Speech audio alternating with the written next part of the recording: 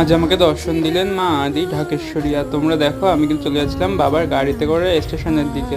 আর আমাদের চাঁদপাড়া স্টেশনে এই দেখো চলে এসেছে আমাদের বারাসাত লোকাল। আর এতে করে কিন্তু বারাসাত স্টেশন পর্যন্ত গেলাম।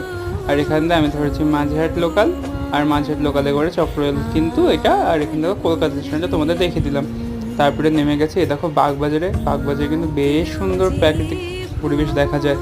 তারপরে দেখো এখান থেকে হেঁটে যেতে হয়, এটা হচ্ছে বাগবাজারের লঞ্চ ঘাট। তোমরা একটু দেখে নাও, এটা কিন্তু মায়ের ঘাট নয়। আর দেখো মায়ের একটা কি সুন্দর মন্দির এইটা। আর এখানে দেখো মা শীতলা একটা পুজোর পর এখানে এনে রেখে দিয়ে চলে গেছে। আর এই দেখো এখানে কিন্তু বেশ সুন্দর জায়গা ছিল। আর এই হচ্ছে আমাদের আদি ঢাকেশ্বরী মায়ের মন্দির। সবাই মাকে দেখে নাও আর সবাই বলে দুর্গা দুর্গা। এরপরে দেখো আমি কুমোরটুলির অলিগলিটা একটুখানি ঘুরে নিলাম। আর প্রাকৃতিক পরিবেশটা আজকে বেশ সুন্দর ছিল। আর এই দেখো মা গঙ্গা সবাই এখন স্নান করছিল। আর এখানে কে জগন্নাথ রেখে গেছিলো। তারপরে আমি আর ফিরে যাচ্ছিলাম বাড়ির দিকে, যেতে দেখছি ছোট্ট কালী, সবাই মিলে জয়।